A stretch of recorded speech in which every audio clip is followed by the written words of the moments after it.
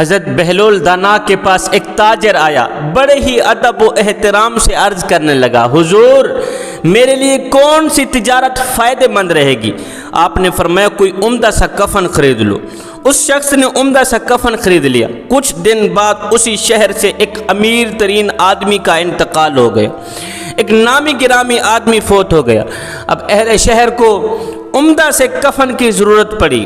اس شخص نے منہ مانگی قیمت وصول کی، کفن بیچ دیا، دن ہی دن میں امیر بن گیا۔ کچھ دن بعد، کچھ عرصہ بعد یہی تاجر گھوڑے پر سوار کہیں جا رہا تھا۔ فخر تکبر اس کے اندر کوٹ کوٹ کے بھر گیا تھا، ہاتھ میں پیسہ آ گیا تھا۔ کچھ عرصہ بعد یہی تاجر گھوڑے کے اوپر سوار کہیں جا رہا تھا۔ اس کی نظر حضرت بہلول دانا پر پڑی۔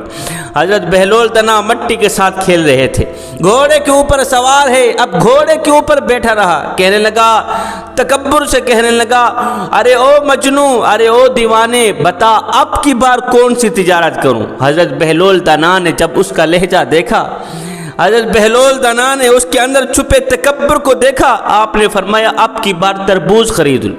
اس کے پاس جتنے پیسے تھے سب پیسوں سے اس نے تربوز خرید لی۔ ایک ہفتے تک کوئی بھی گاہک نہ آیا، ایک ہفتے تک کوئی بھی سوداگر اس کے تربوز خریدنے نہ آئے۔ ہفتے بعد یہ تمام تربوز خراب ہو گئے، بیکار ہو گئے، پائی پائی کا محتاج بن گیا۔ بے کسی کے عالم میں یہ کہیں جا رہا تھا۔ اس کا سامنا حضرت بہلول دانا سے ہوا، کہنے لگا، حضرت میں نے آپ کا کیا بگاڑا تھا؟ آپ نے میرے ساتھ یہ سب کچھ کیوں کیا؟ آپ نے فرمایا، میاں یہ سب کچھ میں نے نہیں کیا، تیرے لفظوں نے کیا۔ یہ سب کچھ میں نے نہیں کیا، تیرے انداز نے کیا ہے، تیرے لہجوں نے کیا ہے، تیرے اندر چھپے تکبر نے کیا ہے۔ فرمایا، او نادان، جب تو ادب سے آیا تھا مالا مال ہو گیا، اور جب تو بے ادب بن کر آیا تو کنگال ہو گیا۔ جب تو ادب و احترام سے میرے پاس آیا تھا، میرے ساتھ بیٹھا تھا، کہنے لگا، حضور میرے لیے کون سی تجارت فائدہ مند ہے؟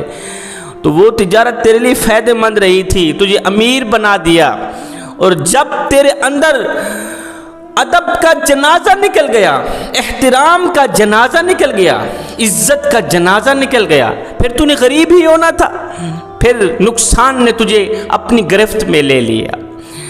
دنیا میں جتنے بھی مذاہب ہیں، ان تمام مذاہب میں سے واحد ایک مذہب دین اسلام ہے جو انسان کو بولنے کا طریقہ بتاتا ہے، بولنے کا سلیقہ دیتا ہے، ادب و احترام جیسی دولت سے نوازتا ہے دین اسلام۔ جو شخص دین اسلام کی دہلیز پر قدم رکھتا ہے، سب سے بڑی دولت اسے یہ ملتی ہے کہ اللہ تعالیٰ اسے ادب و احترام سے نواز دیتا ہے۔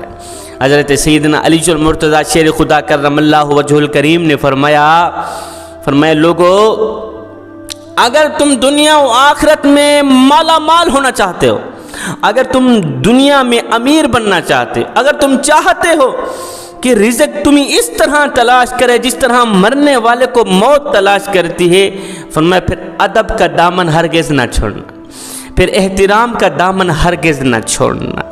کسی محلے میں ایک مسجد تعمیر ہو رہی تھی، مرمت کا کام جاری تھا، پیسے کم پڑ رہے تھے۔ انتظامیہ نے امام صاحب کو کہا، امام صاحب ہمارے محلے میں ایک شخص رہتا ہے، اللہ تعالیٰ نے اسے بڑے ہی رزق سے نوازا ہے، امیر ترین ہے، تاجر ہے، لیکن ہے وہ بڑا ہی متکبر، ہم اس کے پاس جاتے نہیں امداد لینے۔ آپ کے اندر اگر ہمت ہے تو آپ اس کے دروازے پر جائیں، اس نیک کام میں شامل ہونے کی اسے دعوت دیں، ہو سکتا ہے وہ کچھ نہ کچھ امداد کر دے۔ امام صاحب نے حامی بھر لی۔ دوسرے دن امام صاحب شام کو اس کے دروازے پر پہنچے، دستک دی۔ چاند لمحے بعد تاجر صاحب اندر سے نمودار ہوئے۔ امام نے کہا، صاحب ہماری مسجد زیر تعمیر ہے، مرمت کا کام جاری ہے، آپ کے ہاں مدد کی ضرورت ہے، مدد کی درخواست کرتے ہیں، تعاون کی درخواست کرتے ہیں، لہٰذا آپ اللہ کے دیے گئے رزق سے اپنی حلال کمائی میں سے کچھ نہ کچھ ضرور عطا کریں۔ یہ سنتے ہی وہ متکبر تاجر آگ بگولا ہو گیا، اسے آگ لگ گئی، کہنے لگا، او ملا، اور تیری اذان نے ہم سب کا سکون برباد کر رکھا ہے، استغفر اللہ، تیرے سپیکر کی آواز نے ہم سب کا سکون برباد کر رکھا ہے، جینا حرام کر رکھا ہے، اور اب تو ہمارے دروازے پہ آ گیا ہے، وہ بھی پیسے وصول کرنے کے لیے۔ باقی محلے والے سارے مر گئے ہیں، اب نوبت یہاں تک آن پہنچی ہے کہ میرے آگے ہاتھ پھیلانے کی صورت آ گئی ہے تمہاری، اور باقی سارے محلے دار مر گئے ہیں۔ امام صاحب نے کہا میاں اللہ تعالیٰ نے آپ کو رزق سے نوازا ہے، کیوں نہیں آپ کا حق بنتا ہے، ہم چاہتے ہیں اس نیک کام میں آپ ضرور شامل ہوں۔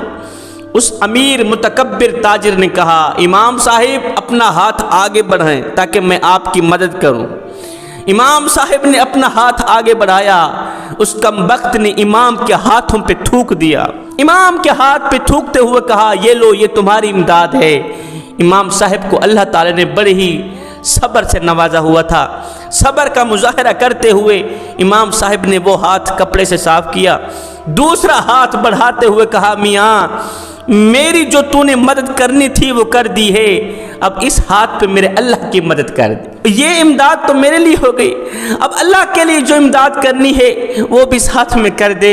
اس تاجر کو امام کی یہ بات نہ جانے کہاں تک لے گئی، اس کی زبان پر استغفر اللہ اور اس کی آنکھوں سے آنسو چھم چھم برسنے لگے۔ کافی شرمندہ ہوا، اپنے جذبات پر قابو پاتے ہوئے دھیمے لہجے سے بولا، غمگین لہجے سے بولا امام صاحب بتائیے آپ کو کتنے پیسے درکار ہیں؟ امام صاحب نے کہا کہ ابھی 3 لاکھ سے کام چل جائے گا، گزارا ہو جائے گا۔ تاجر نے کہا نہیں یہ بتائیں آپ کو مکمل کتنے پیسوں کی ضرورت ہے؟